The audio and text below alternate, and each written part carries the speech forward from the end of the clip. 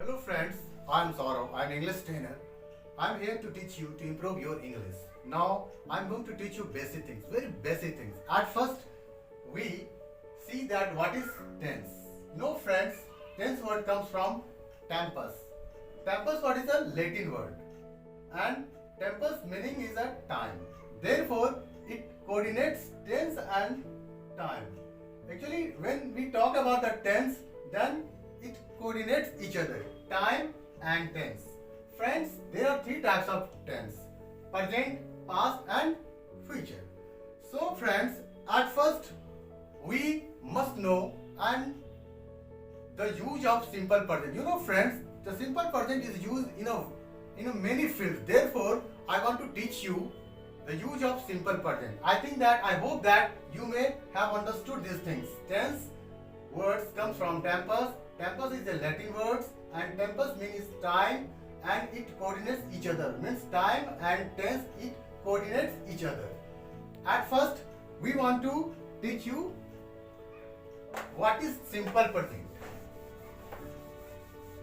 You know friends, the simple present is very useful for spoken English as well as written English.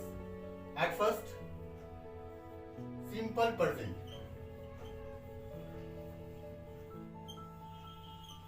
Simple present, you can say also present indefinite. Present indefinite.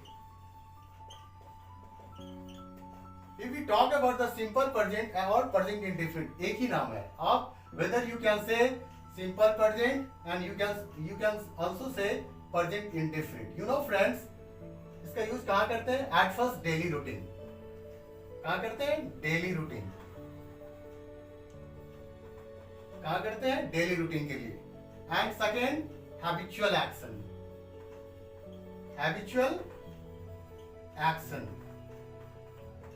And third, universal truth. Universal. Okay? Daily routine. You know what is daily routine? I think that you know very well what is daily routine. Daily routine में क्या सब आता है?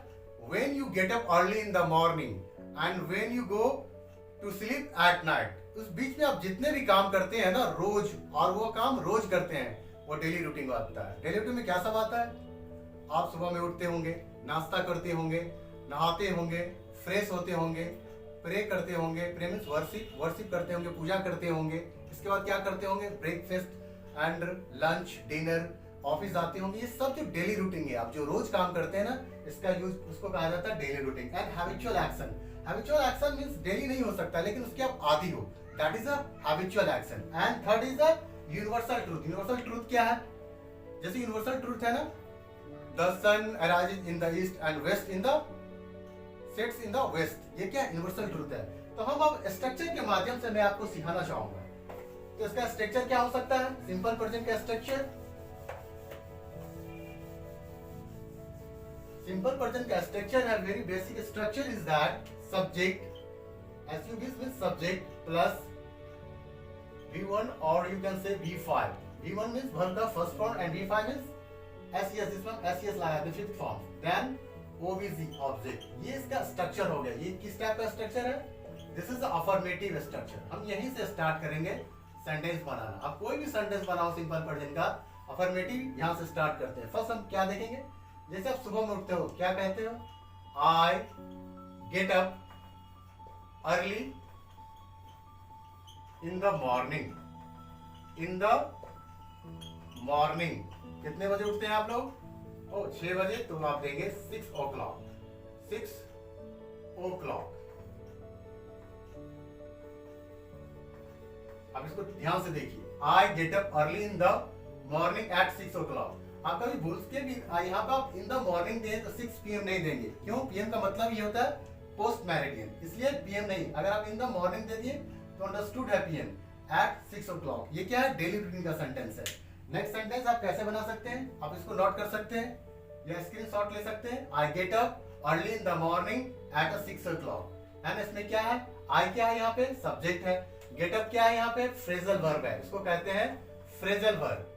ये क्या हो गया? Phrasal verb. First form use हो रहा है, और अर्ली इन द मॉर्निंग यहाँ ऑब्जेक्ट यूज हो रहा है, ठीक है। अब नेक्स्ट सेंटेंस देखते हैं, इसको आप कैसे यूज कर सकते हैं अफर्मेटिव। जैसे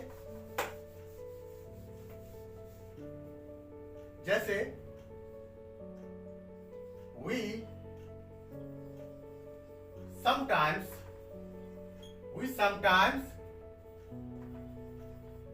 talk to him, हम लोग कभी कभी उससे बात करते हैं। समटाइम्स का मतलब होता है जो काम आप कभी कभी करते हैं, लेकिन ये भी हैबिचुअल अक्सर है, कभी कभी आप करते ही हैं तो आप समटाइम लगाते हैं। We sometime talk to him, और यहाँ पे ये देखेंगे टॉक टू, या तो आप यहाँ टू लगा सकते हैं, या फिर किसी से टॉक के साथ या तो विद आता है, ये फिक्स प्रीपोजिशन है, या तो टॉक टू आएगा या तो विद आएगा, इसके बाद आप ऑब्जेक्ट यूज करेंगे।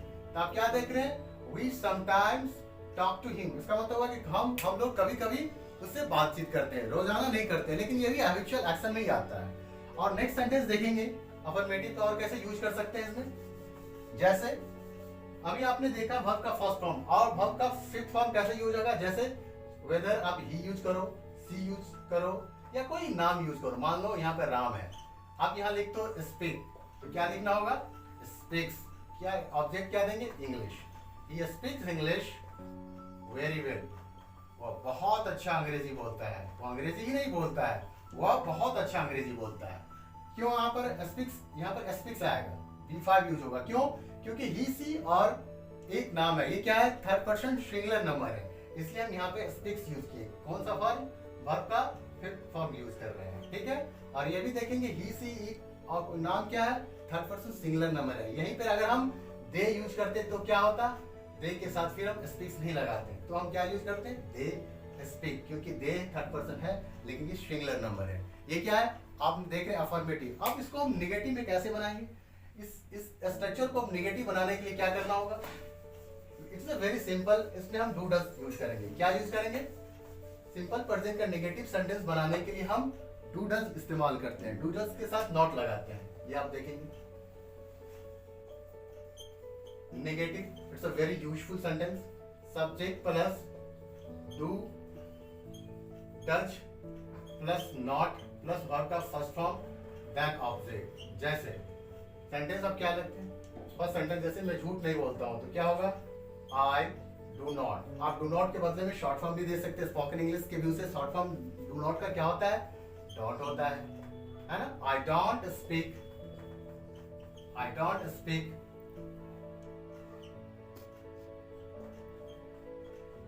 फ्रेंच, मैं फ्रेंच नहीं बोलता हूँ। डू नॉट स्पीक फ्रेंच, है ना। डू नॉट के बाद V1 आप यहाँ यूज कर सकते हैं। जैसे ही के साथ क्या आएगा, डज, ही डज नॉट, या doesn't, he doesn't speak French. तो हम इस तरह से क्या यूज कर सकते हैं, हम इस तरह से नेगेटिव सेंटेंस यूज कर सकते हैं। कभी कभी वर्ब में जैसे हम एक वर्ब यूज कर रहे हैं, नेवर, एक नेवर एडवर्ब है, लेकिन नेवर क्या है, एडवर्ब है, तब हम वहां पे डू और डज नॉट यूज नहीं करेंगे। क्यों, क्योंकि never itself has meaning negative sense. जैसे आप यूज करते हैं I never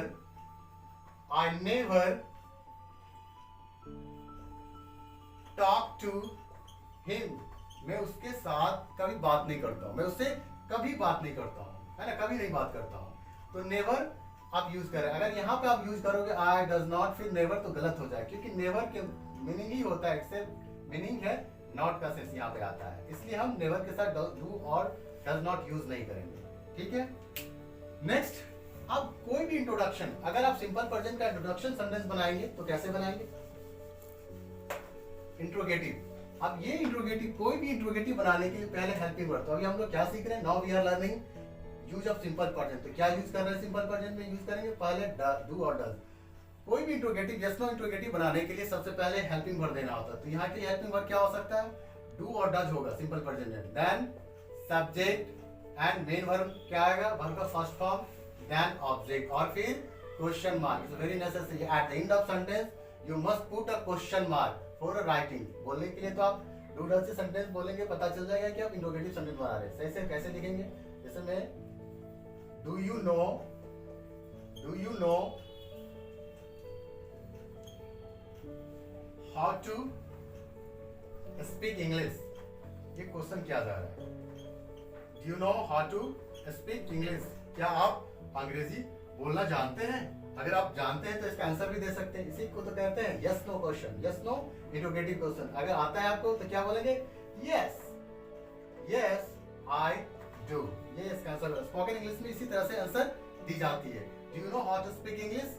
yes I do. अगर नहीं आता है तो क्या देंगे? No I don't. ठीक है, इसको बोलते हैं इंट्रोगेटिव क्वेश्चंस। आप इस पे आप WH क्वेश्चंस कैसे यूज कर सकते हैं, इस पे आप प्रैक्टिस कर सकते हैं। डू डज से कई क्वेश्चन आप बना सकते हैं। इसमें सब्जेक्ट चेंज कर देंगे। डू है, आप यू को चेंज करो, दे में बदल सकते हैं, वी में बदल सकते हैं। अगर ही सी इट कोई नाम देंगे तो फिर डज आ जाएगा, क्योंकि डज जो है वो क्या है? सिंगुलर है, तो सिंगुलर सब्जेक्ट के साथ डज आएगा। प्लूरल जैसे यू, दे, वी प्लूरल है, कोई अगर नॉन प्लूरल है तो उसके साथ आप डू यूज करेंगे। अब इसमें आप WH क्वेश्चंस कैसे यूज करेंगे? अब ये देखिए, आप लोग WH क्वेश्चंस के बारे में जानते ही होंगे। नहीं जानते तो मैं आपको यहाँ बता देता हूँ कि WH वर्ड क्या होता है। जैसे WH वर्ड में पहले स्ट्रक्चर लिखते हैं। WH word plus do does plus subject plus verb का first form then object plus question mark, है ना। अब WH वर्ड क्या आप जानते होंगे, पहले इसको आप नोट कीजिए।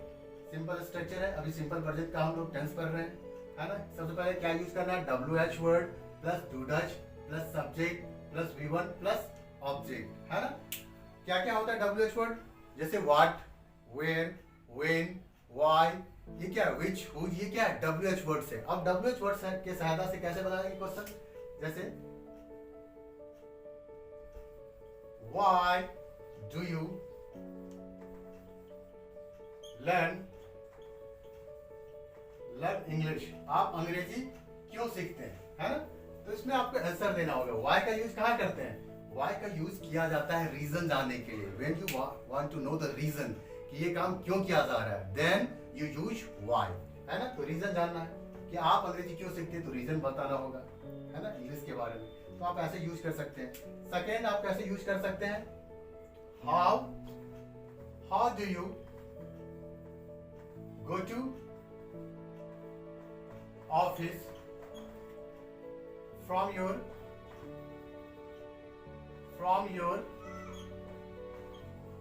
residence। इसका मतलब हुआ how do you go to office from your residence। आप अपने घर से, अपने कार्यालय से जो है ना, सॉरी, अपने रेसिडेंस से आप कार्यालय कैसे जाते हैं। तो मेथड बताओ। हाउ का यूज कहाँ किया जाता है? मेथड को जानने के लिए आप कैसे जाते हो। हम लोग कैसे जाते हैं? आप जाते होंगे, I think you may go to office from your residence by bus, by metro, by rail, by car, by foot, by bicycle, इस तरह से जाते हैं। तो हाउ का यूज कहाँ किया जाता है? It is use to know method. आप जो है अपने रेसिडेंस से कार्यालय कैसे जाते हो, मेथड बताओ, तरीका बताओ कैसे जाते हो। आप उसको आंसर लिखोगे बाय बस, बाय ऑटो, बाय मेट्रो। तो इस तरह से WH वर्ड हम सिंपल प्रेजेंट पे यूज कर सकते हैं। इसका यूज आप कैसे करो? सबसे पहले उसका सेंटेंस बनाइए, जो भी आप अफर्मेटिव स्ट्रक्चर सीखे हैं। Right now you have just learn the use of affirmative sentence and negative sentence and WH question. तो उसमें सेंटेंस लिखो आप। At first you write the sentence on your notebook, then go to mirror. Before mirror you have to do practice a lot. आप लिख करके sentence बोलोगे तब आप प्रैक्टिस होगा। Then your mouth will be open और आप फ्लुएंट हो जाएंगे। Then you will be fluent. Then you won't have hesitation to speak anything। So आपको मिरर के सामने आपको प्रैक्टिस करना है। अब देखिए कि अब इसको हम एम्फेटिक कैसे बना सकते हैं। हम सिंपल प्रेजेंट, अभी हम simple present, normal simple present पढ़ रहे थे, लेकिन सिंपल प्रेजेंट को आप एम्फेटिक कैसे कर सकते हैं, थोड़ा जोरदार बनाते हैं कैसे। तो उसके लिए स्ट्रक्चर क्या होगा?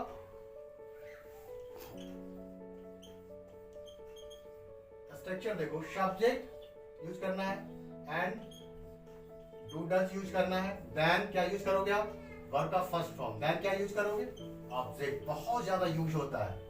जैसे ये एम्फेटिक स्ट्रक्चर है। ये क्या है? Emphatic structure.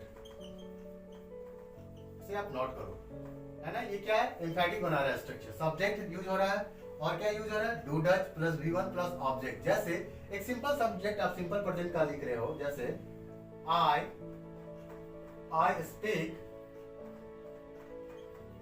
Speak English. इसका मतलब क्या हुआ? मैं अंग्रेजी बोलता हूँ। सिंपल है। लेकिन आप इसे एम्फेटिक करोगे तो क्या लिखोगे? I do speak English, I do speak English, मैं अंग्रेजी बोलता ही तो हूँ। इसे आप प्रैक्टिस कर सकते हो। जैसे वी टीच यू इंग्लिश, ये सिंपल है। We do teach you English, हम लोग आपको अंग्रेजी पढ़ाते ही तो है। आई डू दिस वर्क, मैं यह काम करता हूँ। आई डू दिस वर्क, मैं यह काम करता ही तो हूँ। आई स्टडी, मैं पढ़ता हूँ। आई डू स्टडी, मैं पढ़ता ही तो हूँ। आई स्पीक इंग्लिश, मैं अंग्रेजी बोलता हूँ। आई डू स्पीक इंग्लिश, मैं अंग्रेजी बोलता ही तो हूँ। आई हेल्प द पुअर, मैं गरीब की मदद करता हूँ। I do help the poor, मैं गरीब की मदद करता ही तो हूँ। ये केवल अफर्मेटिव में ही बना सकते हैं। अफर्मेटिव को ही ज्यादा एम्फेटिक बनाया जाता है, नेगेटिव में ये आप यूज नहीं करेंगे। ठीक है, तो इस पर आप प्रैक्टिस करना है ना, बहुत यूजफुल होगा आपके लिए। अब ये देखो, सिंपल प्रेजेंट में आप यूज करते हो, जैसे कोई चीज का आपको इरादा होता है। एक वर्ड होता है इंटेंट, बहुत यूज होता है। इंटेंट टू, इंटेंट के साथ फिक्स है कि टू ही प्रीपोजिशन आएगा, और जैसे ही टू आएगा मतलब इन्फिनिटिव हो गया। टू के बाद हम वर्ब का फर्स्ट फॉर्म यूज करेंगे, है ना, और देन ऑब्जेक्ट यूज करेंगे। इंटेंट का मतलब होता है इरादा, कोई चीज करने का जब इरादा है। जैसे इसमें आप कोई सब्जेक्ट यूज करो, subject intend to plus B plus one, जैसे मुझे अंग्रेजी बोलने का इरादा है ना, तो क्या आई यूज करेंगे? आई इंटेंट टू स्पीक इंग्लिश, इसका मतलब हुआ कि मुझे अंग्रेजी बोलने का इरादा है। जैसे आपको गरीब की मदद करने का इरादा है, जिसे हम क्या यूज करेंगे? I intend to help the poor, मुझे गरीबों की मदद करने का इरादा है। तो आप ऐसे भी यूज करो, है ना। इंटेंड क्या है? एक वर्ब है, इसके साथ आप टू लगा दो, V1, इसका मतलब होता है इरादा। बहुत ज्यादा यूज होता है। जैसे I intend to write English, I intend to learn English, we intend to go there, हम लोग को वहां जाने का इरादा है। ओके, इस तरह से आप यूज कर पाओगे। तो इस पर आपको प्रैक्टिस करने की जरूरत है। You need to practise all out. आप सेंटेंस लिखो, जितना भी स्ट्रक्चर आप सीखे हो, ये सब स्ट्रक्चर को आपको क्या करना है? प्रैक्टिस करने की जरूरत है। और उसको लिख करके आपको मिरर के सामने बोलने की जरूरत है। और लिसनिंग करो, जितना भी ज्यादा हो सकता है। आप लिसन करोगे तो आप समझोगे कि कहाँ सिंपल प्रेजेंट यूज होता है। तो आज से ही आप कोई चैनल पकड़ो, चाहे डीडी इंडिया चैनल इंग्लिश आती है या एआर न्यूज आती है, आप सुनोगे तो आपको पता चलेगा कि सिंपल प्रेजेंट का यूज कहाँ होता है। अभी आप नहीं समझोगे, I know that when you watch and listen the English news you don't understand anything, I know that, but you have to listen, you have to watch. हो सकता है कि आपको it will take 15 and 1 month to understand all the things, but within 2 months you will understand, then you will take interest and then you will speak. So आपको सुनना है, जब तक आप सुनेंगे नहीं तो लैंग्वेज सीख नहीं सकते हैं।